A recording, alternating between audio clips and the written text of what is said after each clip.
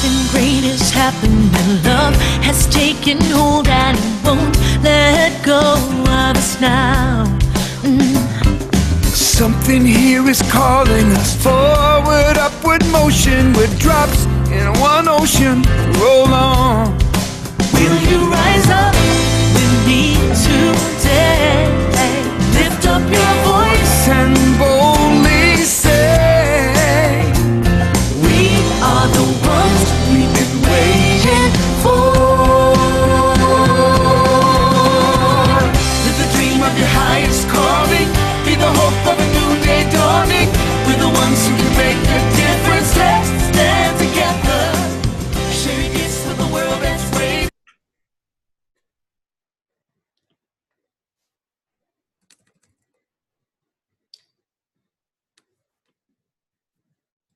Good evening, everybody. Thank you for being here tonight for Community on Purpose.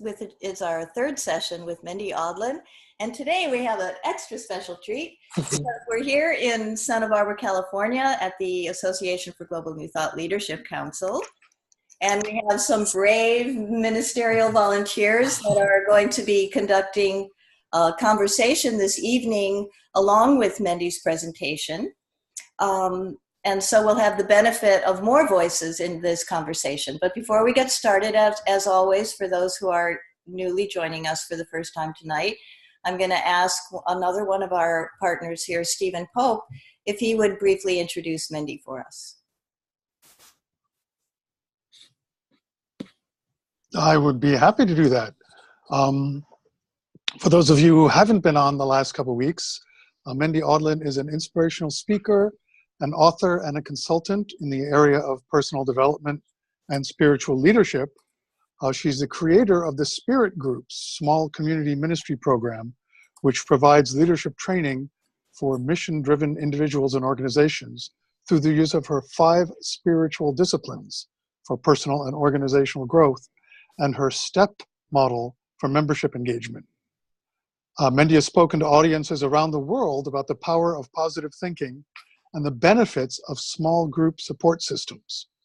She's the author of the What If Up Club, providing inspiration and support for possibility people around the world. She's also a pioneer for personal and spiritual growth and development. In 2004, she launched Unity Online Radio, which had up until then been Unity FM, where she hosted their first weekly broadcast, Leading Edge.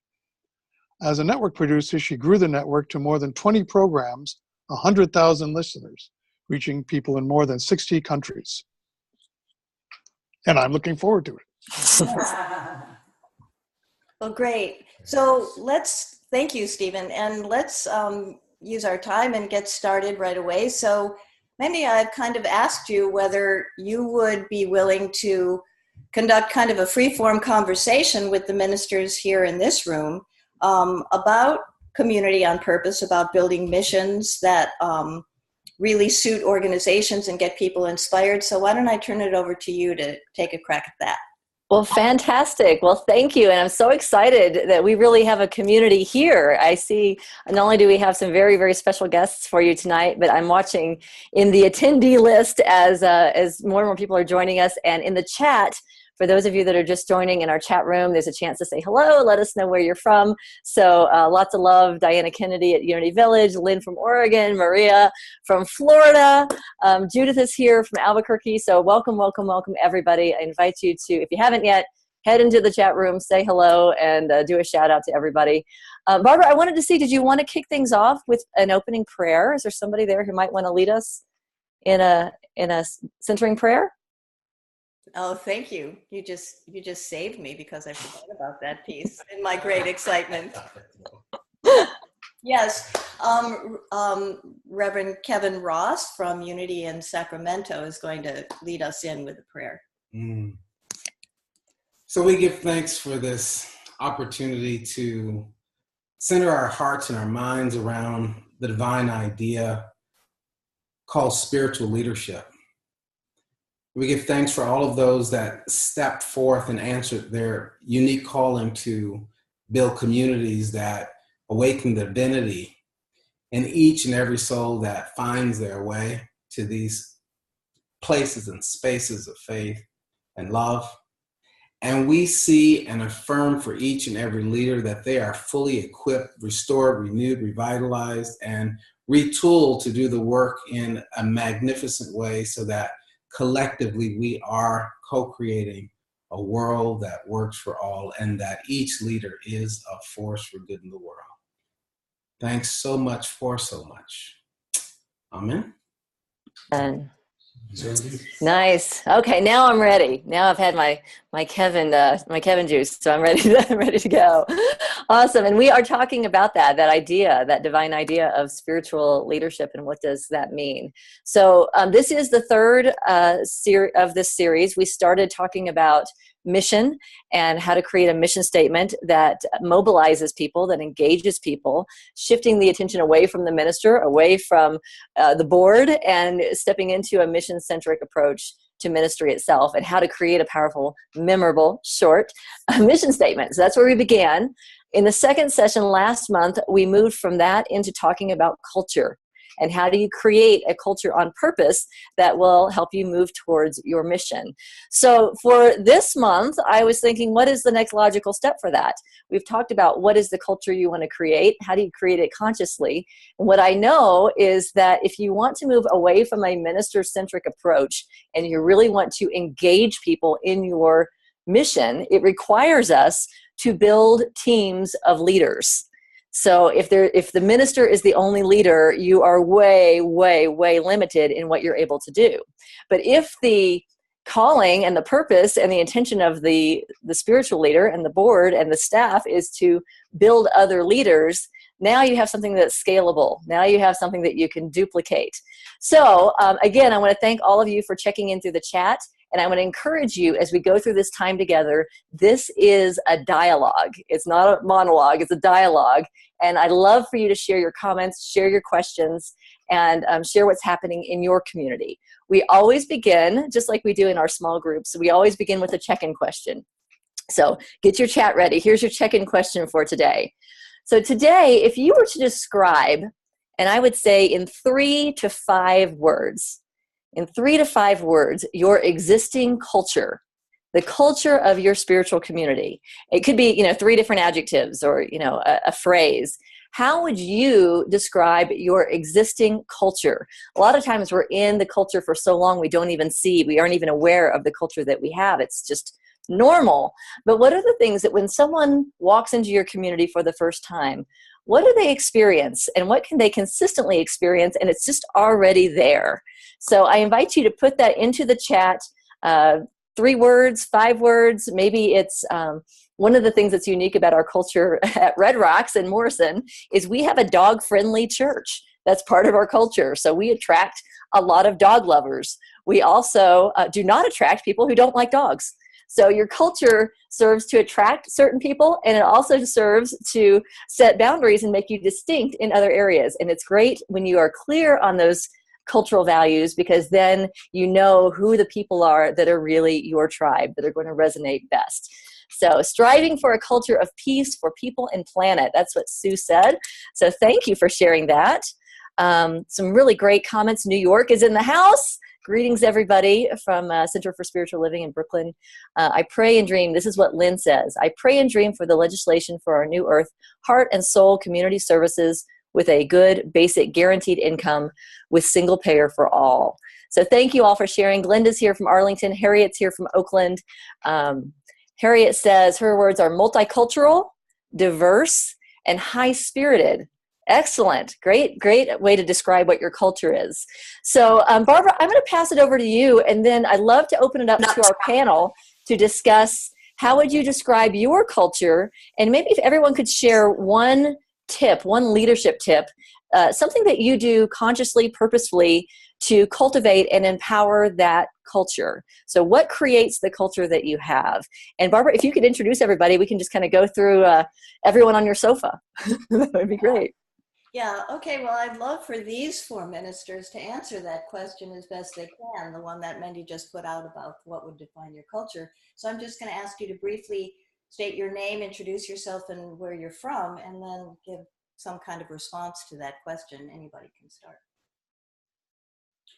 Ken Gordon, or Dr. Ken Gordon, spiritual leader for Centers for Spiritual Living. I would say that conscious evolution would probably be the term that best suited it and best fit. Really in a constant dynamic of growth and change, although it doesn't always look like that, and sometimes it feels uncomfortable. Nice. David Alexander, New Thought Center for Spiritual Living in Lake Oswego, and I would identify our culture as a highly engaged and growing community. We actually have been reworking all of our programs and everything in our community around 4 words: connect, grow, serve, and give. So over time, as we're just launching this year, we're hoping that those will be the 4 words that will define our culture, that we engage, that we invite people, everyone in the community, to get connected, whether that's through music, through Sunday service, through Wednesday night, through whatever it is, that they get connected and inspired, that they commit to their own growth in education, that they commit to their own service, both within the community, local church community, but also out in the community and the world around us, and that they all commit to giving and supporting the community. Did you see our 2018 vision, Love to Give? No. We have 5 buckets that are serve, connect, gather, learn, and connect. So anyway, Yeah, very one similar. mind, baby. There it is. There it My is. name is Lola Ryan. I'm the spiritual director of Bodhi Spiritual Center in Chicago, Illinois. And I would say our community is radical, alive, and fun. I think those are 3 really palpable qualities that people experience when they interact with Bodhi. Yeah, I agree. I'm Reverend Kevin Ross, the Senior Minister at Unity of Sacramento in Sacramento, California. Our culture is inclusive, it's diverse, it's peaceful, it's loving, and we get this word often. It's socially engaged. We're very much involved with things that are taking place socially, and we connect our teachings to that. The follow-up question was, how do we reinforce that culture? It really starts from the leadership consciousness. I think it's so important that leaders are, and I don't want to say this in a negative way, so don't hear it in a negative way, but you have to be cultural police, if you will. And if something is not in alignment with the culture, it's so important as a leader to model and correct it and redirect things that are not in line with the culture, even though it might be a best practice someplace else. If it's culturally incorrect, right, and the leader or leadership is not on top of it, it creates space for certain things to exist in the field of a community that can be detrimental in the long run. You know, and so I'll give you an example of how we deal with culture. Cultural correctness, rather than having parking lot conversations about things that might be bubbling up. Sometimes, every now and again, there is a curiosity about something, or something would occur that there may be disagreement around. Rather than have that bubble up, we call for a town hall meeting where we address things very openly and transparently as a community, so that it was heard from leadership and each other. And we've had an opportunity to talk about it and address it and keep the space clean from any, and it doesn't have to be negative necessarily. You know, are we getting new carpet? You know, I heard their new carpet is coming. I heard you're moving the pews out and putting chairs in and it's starting to rise. Let's have a town hall. Let's sit down and talk about, you know, our culture is one where we don't parking lot it. We talk about it. Lean in. Yeah, we lean in. There it is. We address it. So that's an example. So one of the qualities of our culture is radical, and we're really active and forthcoming around social issues. And so we consistently talk about relevant social issues from the pulpit. We recently came out with 7 statements of belief in response to the 7-word Centers for Disease Control word ban. And our social media then becomes reflective of those talking points.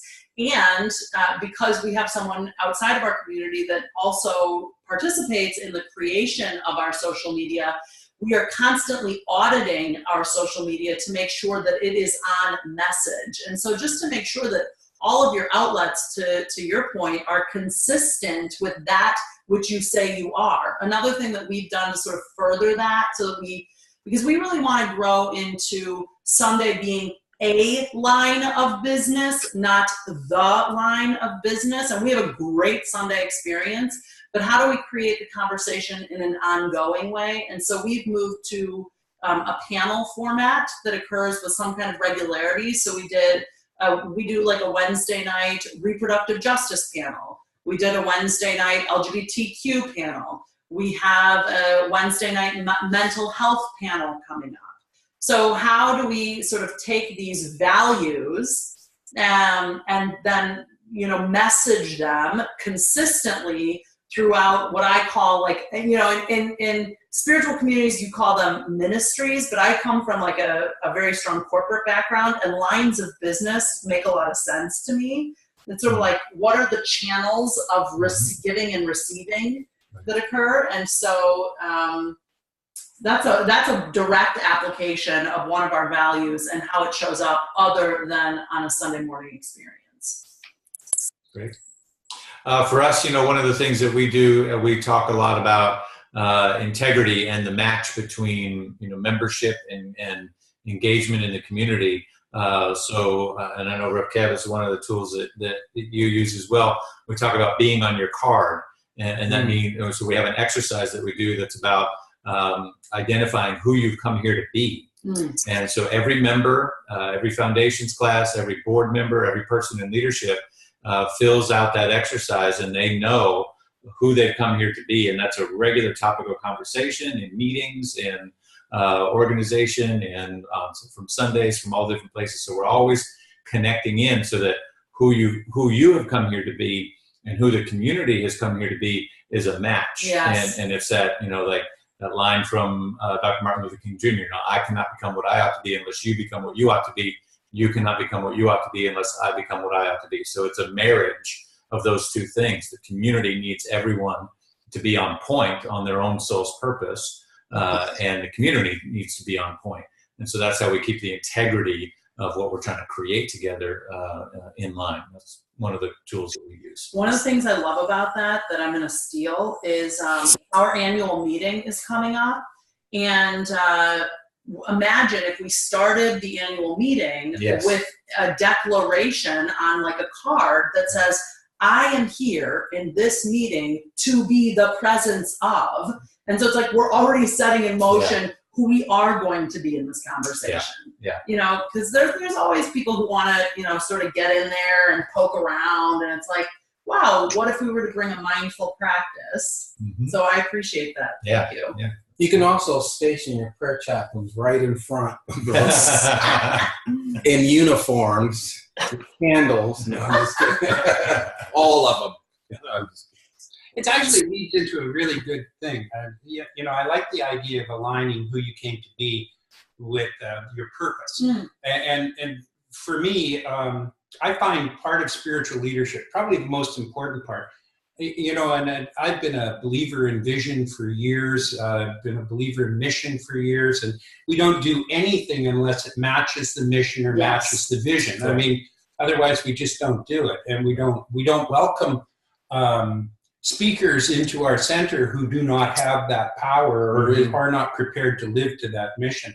But what I found in the last few years for me is that one of the most important questions as a leader that I need to ask myself is, why am I doing what I'm doing? Get back to my initial reason and purpose for being part of it. And that means discarding all the titles, discarding all the incomes, discarding all the things that are temporal, that are on the outside, and instead going straight back into the core of my calling.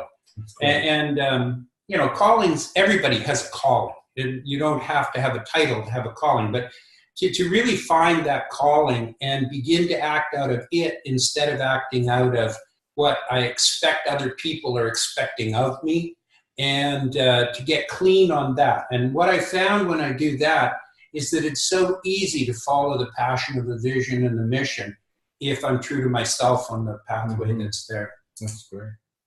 Nice.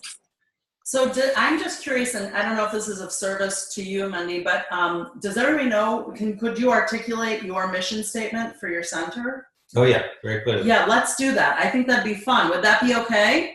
Sounds great. Okay, so I'll speak Bodhi's. So our vision is we envision a world where every human being awakens to the God within. That's our North Star. Our mission, which is the application of that in a more practical way, is we awaken individuals to live their inherent power and purpose. Through unconditional love, creativity, and conscious community, we reveal oneness in service to the people of Chicago and beyond. Beautiful. Cool.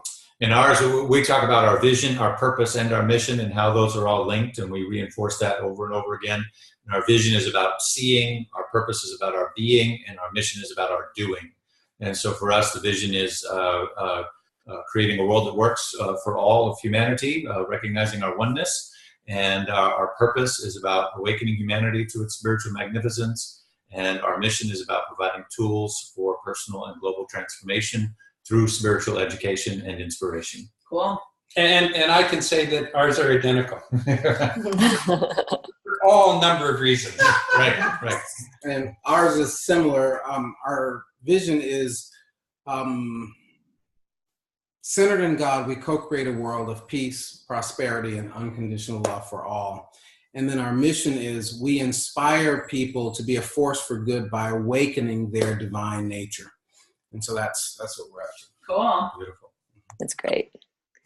Yeah, that's really, really wonderful. So I'm going to head to the chat, and I want to thank all of you for chiming in on the chat. And I also want to encourage you, those of you that are watching, if you have any questions from anyone on the Leadership Council, this is a great time. They're not going to be with us for the whole session. So if you've got your questions, throw them out there. We had a lot of really great sharing around describing your culture. I'm going to see where I left off because there were so many really great things. I appreciate all that you've contributed. Diana says, innovative, creative, transformative, welcoming, expanding. Rodney says, this is, I believe this was your comment, Kevin. He said, I agree with approaching social policing in a loving and constructive open way. It's that idea of, what's your yes, yes, and what's your no, no, and setting boundaries that support your culture. So I agree with that as well. Rodney also says, loosey-goosey is out. I desire, aspire, intend to practice following up on why we are here, who are we being, and is it in alignment with our vision and mission? And he also said this talk is very invigorating. Is this recorded? And yes, they are all recorded. So share prolifically with all of your friends. Whoever says yes. So if you have any questions for our panelists, please feel free to post those in the chat and I will pass them along. You can also raise your hand if you want to, and Barbara can see that and can bring you into the conversation if you'd like.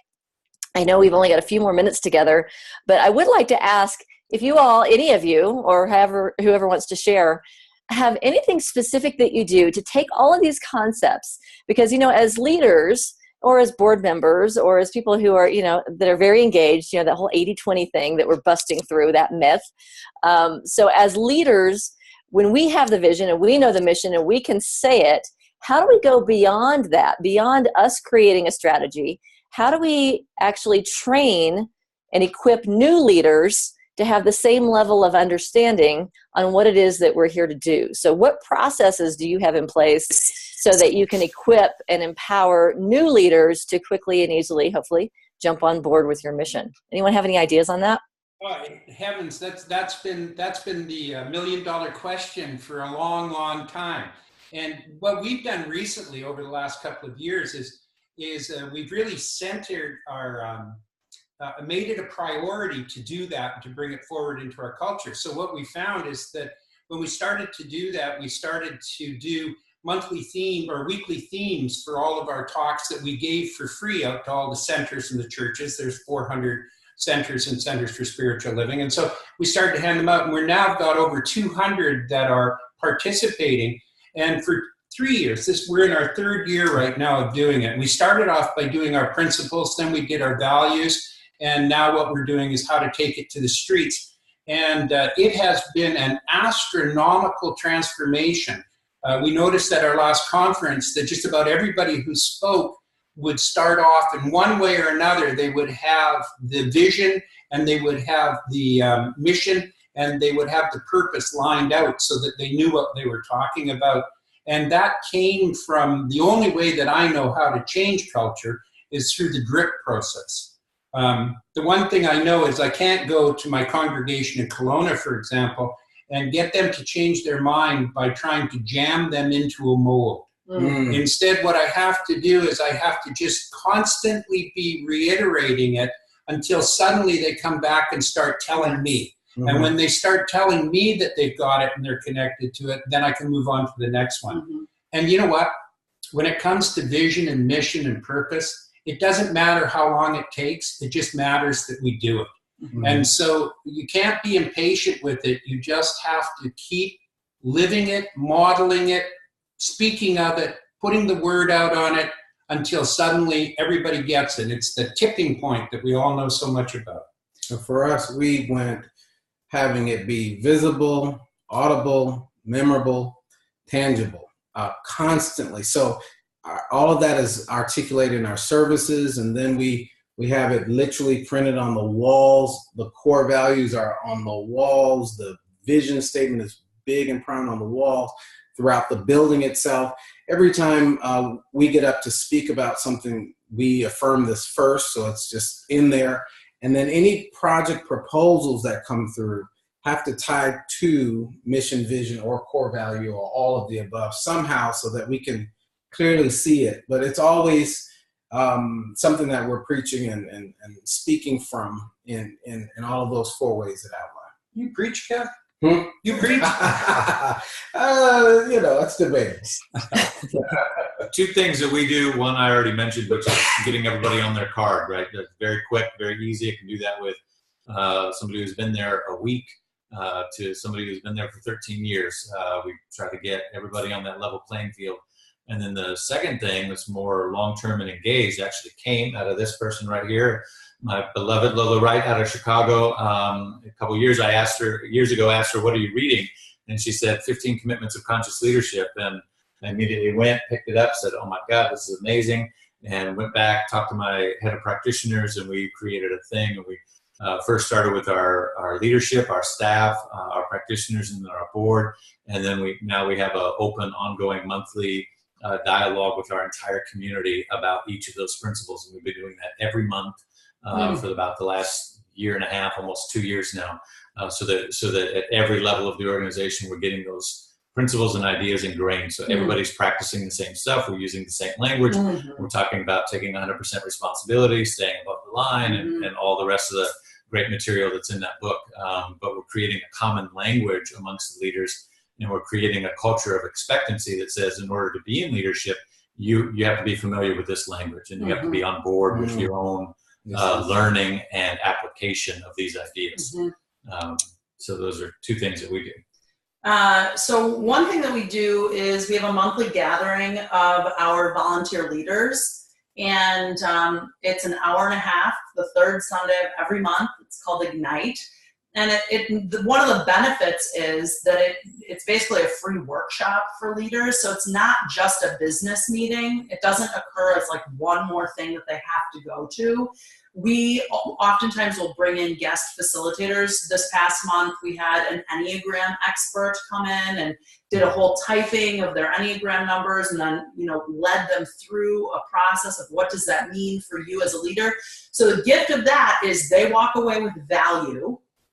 And then it gives us an opportunity to reinforce who we are, what we're here for, and how they're an essential part of that contribution. So we have a built-in mechanism to be in communication on a regular basis with the key leaders, and we essentially give them a gift for being that, so that it really shifts the dynamic from like an obligation, one more thing they have to do, to like a privilege, a wanting to participate.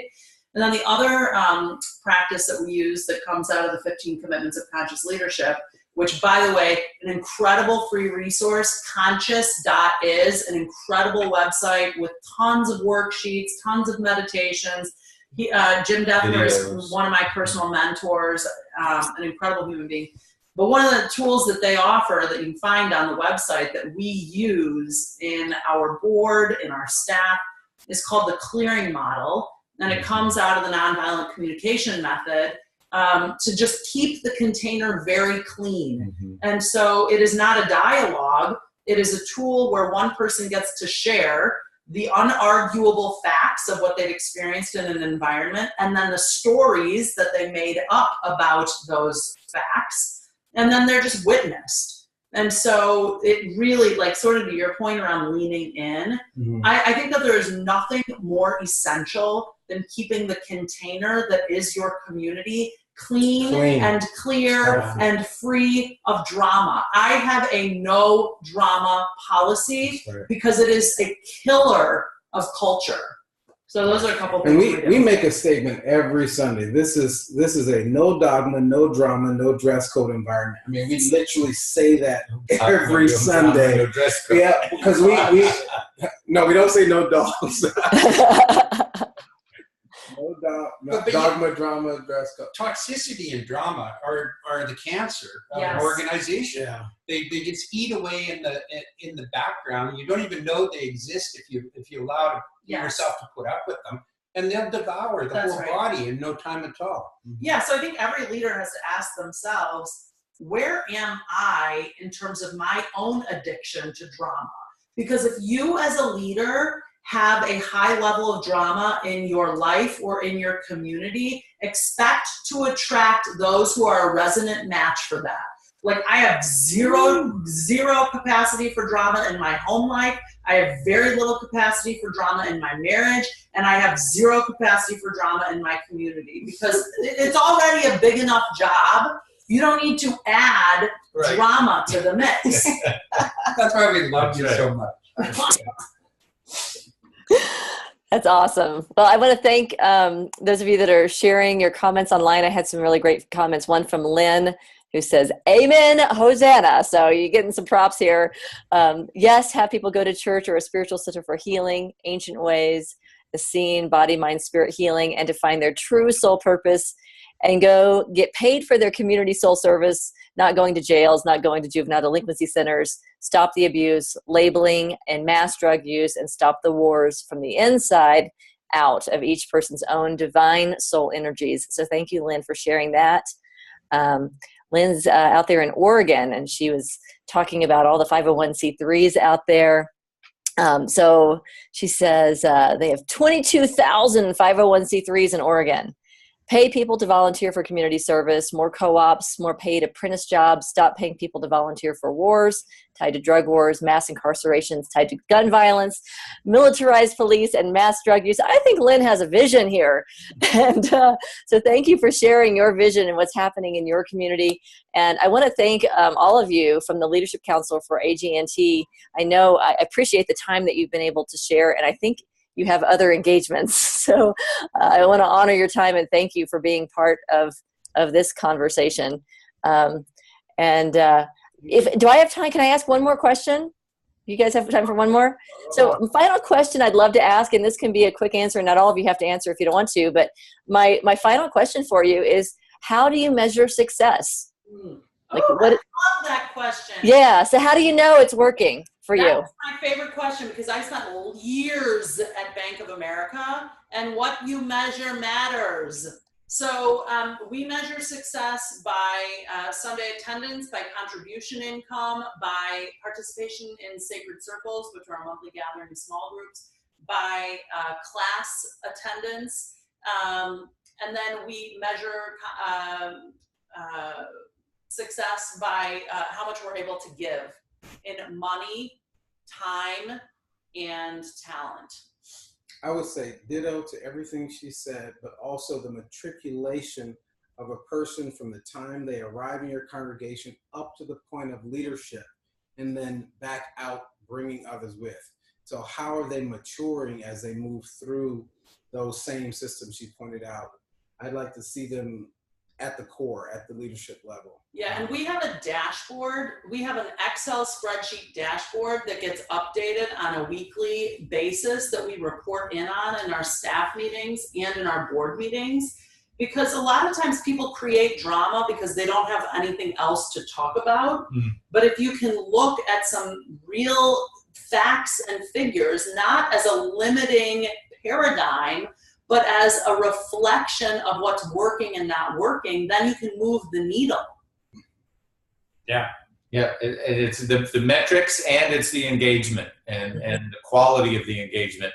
And that becomes a little bit harder, right? You know, I do an event called Coffee with the Rev on Thursday mornings once a month. And so we measure the metrics of that. And, you know, there might be 5 people, there might be 2. Is that good or bad? Well, it depends on the quality of the conversation.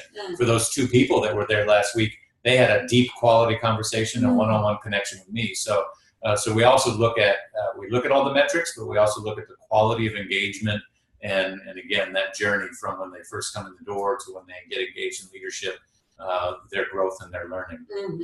And then I agree. In Kelowna, where my wife and I founded a church, we have the same measurements that you guys are speaking about. I think that there's an added one too, and that really is the added one of recognizing the conscious development of society itself, how it moves, the collective consciousness and where it's going and what's happening with it. And I think we're in very good shape indeed. Despite what the outside looks like, I believe we're moving in the right direction. Yes, amen to that. Beautiful.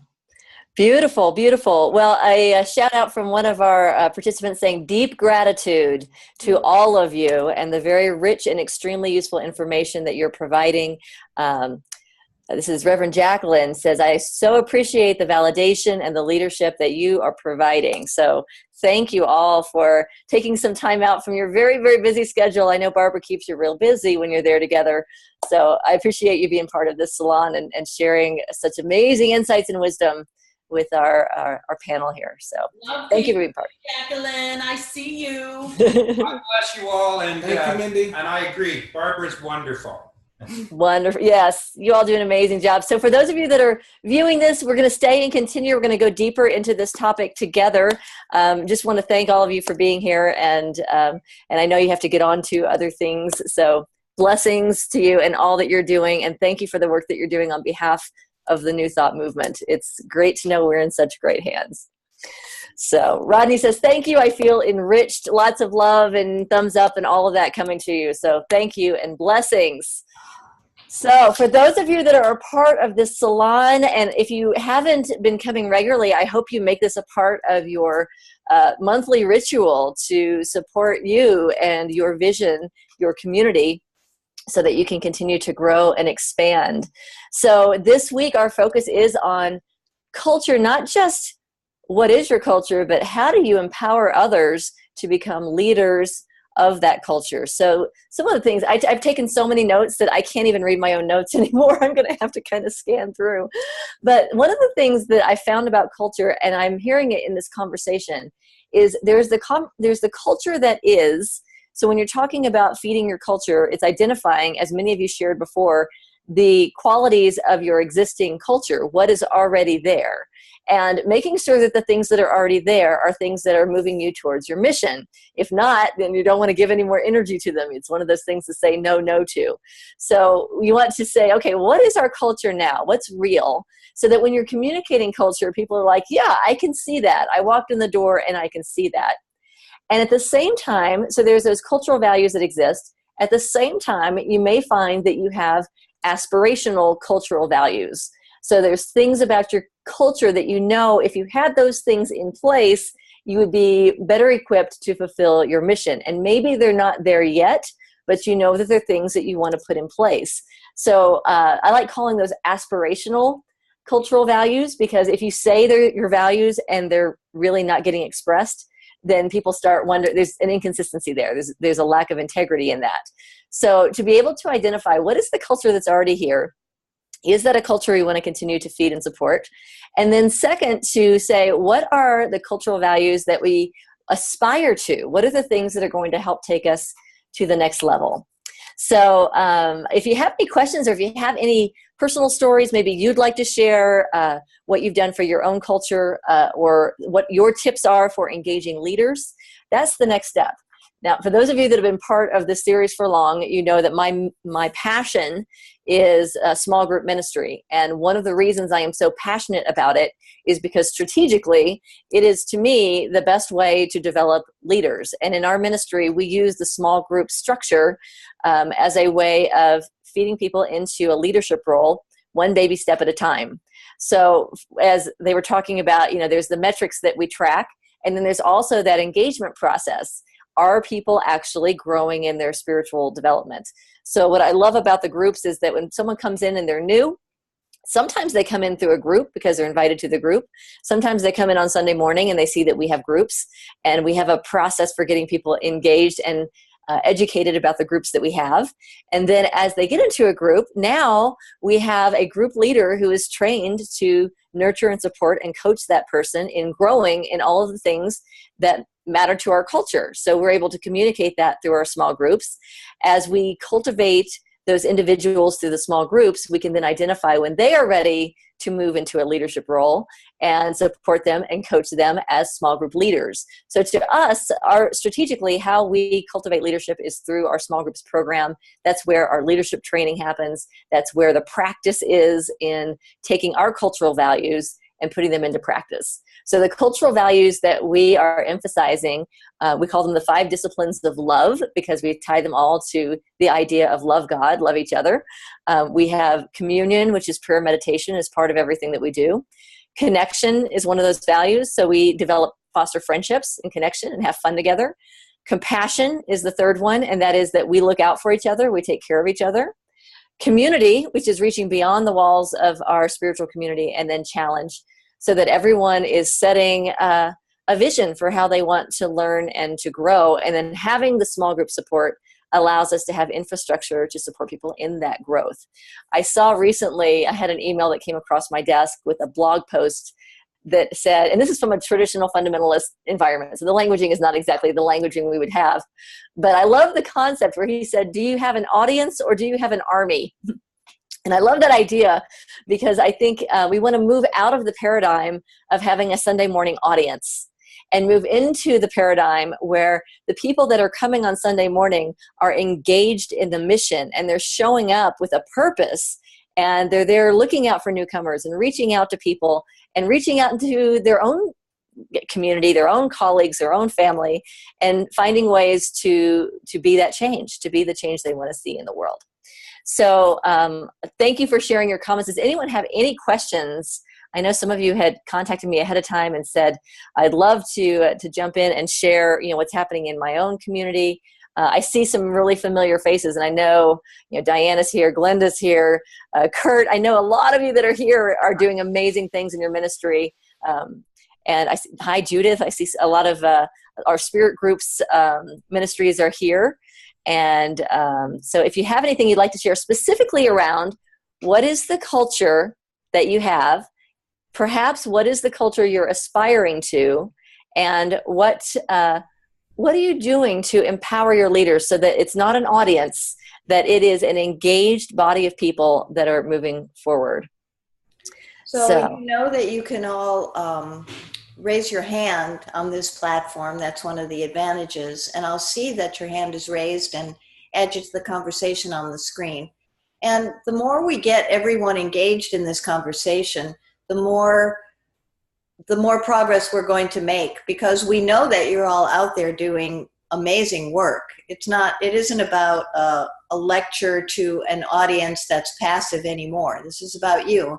And Mendhi is really a person who totally understands that. So we're really hoping that, whether or not you think your comment is relevant or your question is the right question, we actually really need and want to know what you're thinking. So if anybody wants to pipe up, now would be the time. And a great comment from Lynn, who said, Alan Cohen, who's the author of 25 books, said that we are gathering soul gangs for armies of light. So I like that. That's a nice way to say we are armies of light. Glenda says we are inclusive and loving, however, a little self-centered. Currently, they're doing the engagement strategy with their leaders, and it's a great beginning. So the engagement strategy Mastermind is a program that's associated with the Spirit Groups program that talks about how do you engage someone from they've never seen you, they've never heard of you, they don't even know what New Thought is, getting them in the door, getting them engaged, having them participate and step into leadership, understand the teachings, apply the teachings, and eventually become leaders of the teachings. So it's great to be able to be honest and say, okay, we are inclusive and loving, but to also see the things that maybe you want to start curtailing, like what else would you be if you were not that? What is the next thing that you're feeling called into?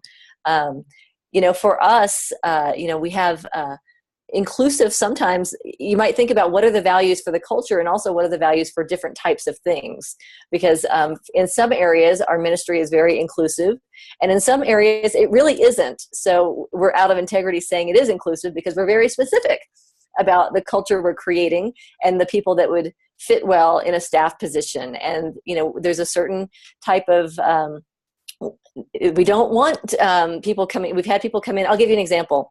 We have a spirit group that is for prayer chaplains. And we had a woman come into that group who was from another denomination who wanted to learn more about prayer. So we were like, great, come on into the group. We'd love to have you. Everyone is welcome. We are inclusive, right? So we brought her into our culture and she had a great experience, was really bonding. And then about 3 weeks in, she started evangelizing, trying to convince everyone in that group to shift over to her denominational thinking. So she kind of came in with an agenda. And so the group leader came to me and said, what am I to do with this? It was taking time away from the group and it was keeping them off purpose from what they were there to do, which is learn how to do New Thought prayer. They were getting into all these tangent conversations. So we talked more about, you don't have to include those who are not a fit for the purpose of that particular group, that we can find other ways for her to get engaged in a way that is more in alignment with what she is wanting to learn. Okay, let's see. So just to give an example, Rodney says, we aspire for small group ministry. Oh, and I just lost the comment. We aspire for small group ministry. Our center is reforming from a teaching chapter to a full-fledged CSL. We are redefining ourselves. Good for you. We are re-examining our vision and mission. We are down in attendance to our core group of leaders and a few more. So Rodney, I will tell you, I'm leading a church in Morrison, Colorado that has gone through the exact same thing. And when I joined them about 7 months ago, they were down to their core. Attendance had really dwindled.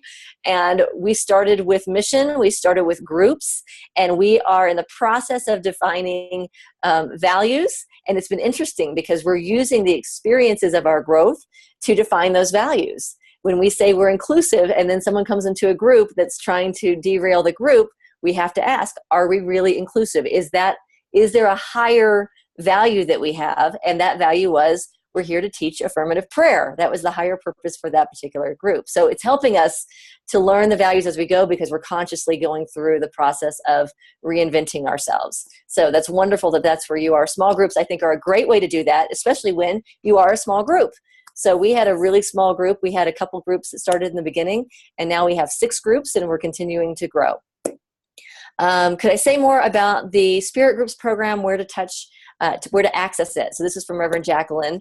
Spiritgroups.org is the website, and Spirit Groups is designed to be a year-long small group ministry program. So it's not a fall program. It's not a book study. You may put your fall program into it. If you have book studies, you can work it into that. But it's really designed to be a strategic approach to mission-centric ministry, using small groups as a way to cultivate leadership. So you can go to spiritgroups.org, and there's some videos there that can teach you a little bit more about that.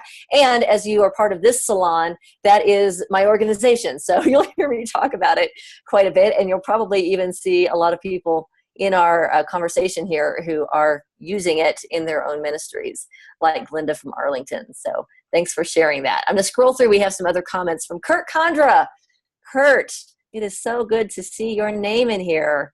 Good friend. Current culture is one of peace, harmony, and equality, aspiring to courageously bring vision of a world that works for all into a world expressing divisiveness and conflict. Beautiful vision. Rodney says, thanks for the feedback. And Lynn says, we're supposed to be the enlightenment bases, not jails for those with addictions or mental health issues, not military bases.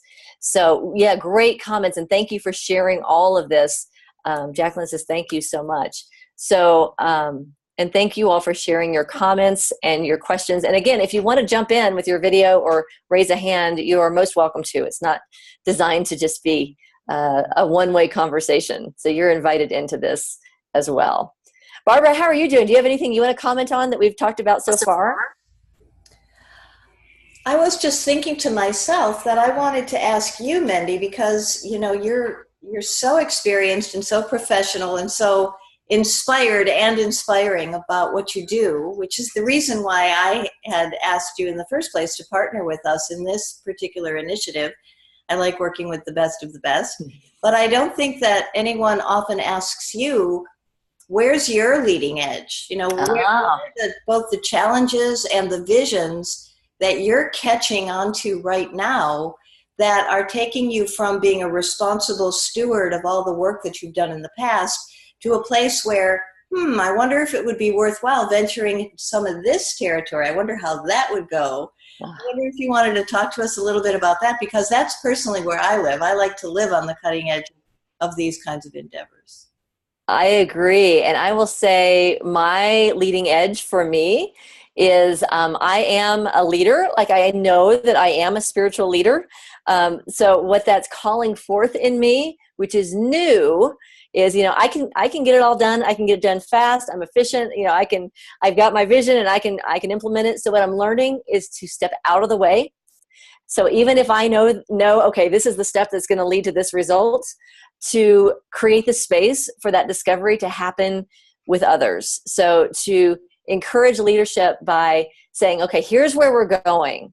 And to me, the key is clarity. So if we are clear on where we're going, we're clear on our culture, we're clear on our values, we're clear on how strategically we're going to do this, which through our ministry is through small groups. We don't have a lot of stuff going on. We've got Sunday and small groups, and then all the service projects that are related to those small groups. But it's very simple. So for me, it's about not having all the answers, even though in my head, I'm like, oh, I know that. But to create the space for others to discover it themselves. I've heard it said that the key to leadership is clarity and trust.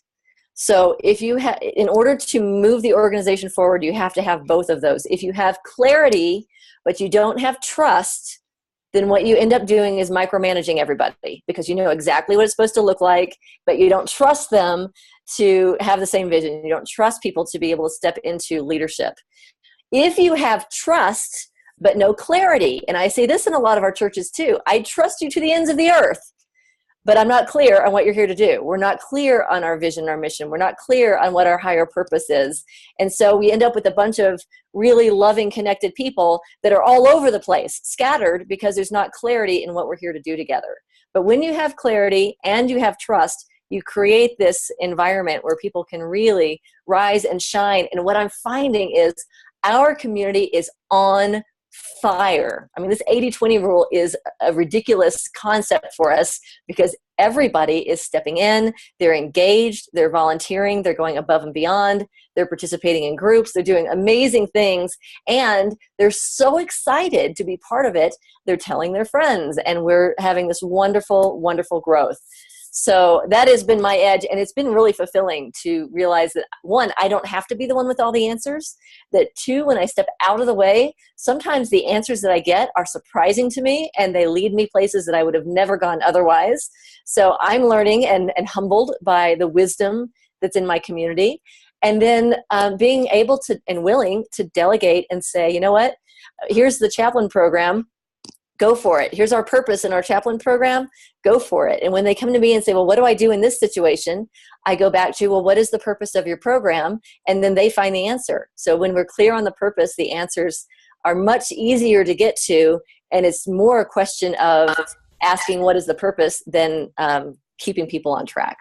Yeah, thank you for making those comments. I don't know if Stephen is still with us. He's always helpful in the beginning. Yes, he still is. So I wanted to make one comment and then ask a brief question, because Stephen is a member of the Quaker community. And I think it might be interesting to ask him what, in terms of leadership and forming a truly sustainable spiritual culture, if the things that we're saying resonate with his community basically he's the clerk of his Quaker meeting because they structure themselves a little differently, or if he has some completely other impressions about these questions we're discussing.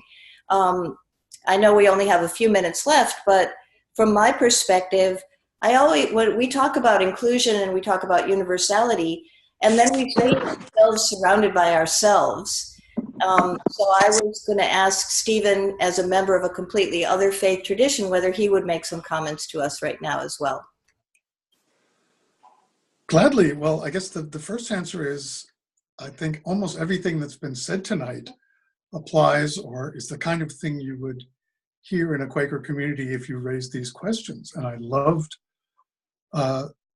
just starting with the way people characterize their own communities. And I think what separates Quakers from what a lot of people think of when they think of Christianity is this issue Lola brought up about, are we an army? Are we radical? Do we want to be, do you want an audience or do you want an army? I think Quakers are defined by the fact that every member is expected to have some social outreach or activism or project that they do. And I think what Mendhi was just saying about it all comes from small groups, that you really engage people not by the 100, but by the handful.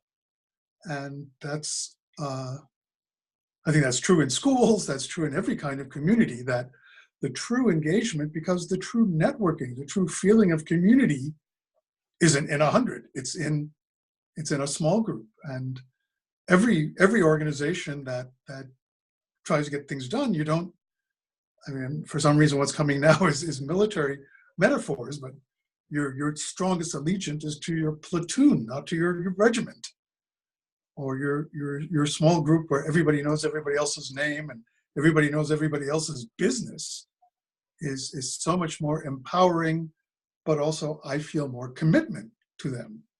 So it's everything that both the spirit leaders there from AGNT and what Mendhi's been saying completely, resonated very strongly with me.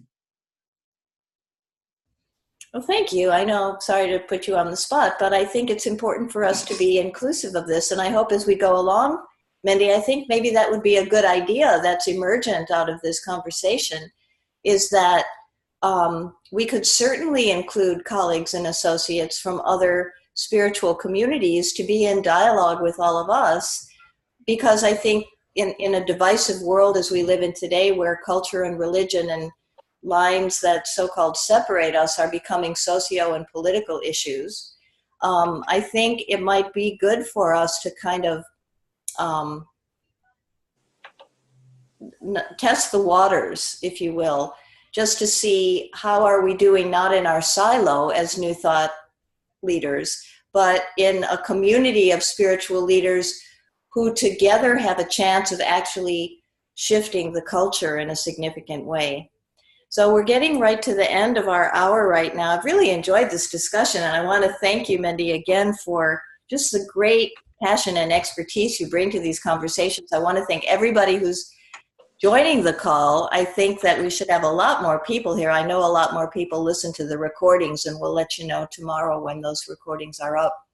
I know the timing isn't always good for people to show up live, but definitely worthwhile conversations.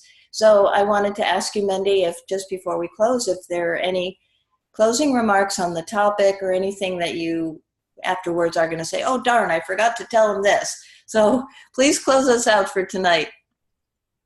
And I thank you for inviting Stephen in, because that actually did spark an idea for me. One of the things that came from Glenda, I believe, over in Arlington, she's one of the program leaders of a Spirit Groups program, and she was talking about this idea of moving from being the one who's doing everything to really empowering others, and the power of having the message come from many voices. So when you have that unity of purpose, then you can have different people step up and say, this is what it's like through my eyes, from my perspective. And having the many voices, having the many perspectives with the one vision is, to me, that is a measure of success, to let you know that that you're communicating clearly and that you are spiritually leading people into a greater expression of the divine. And I think that's what we're here to do. So I want to thank you. Lots of great comments in the chat. Thank you all for joining. Please, if you have colleagues that you think this would be useful for, when you get the recording, share it with them and invite them to come next time, because this is really wonderful having your energy here live, having you in the chat rooms. And Barbara, thank you again for inviting me to be part of this amazing work that you're doing through AGNT. Okay, great. Well, thanks everybody. Until next month, we'll see you soon. And if you've got comments in between, send them to Mendhi or send them to me, and we'll strike up a dialogue. So thanks again. Thank you, Stephen. Bye, Mendhi. Bye, everybody. Bye-bye. Bless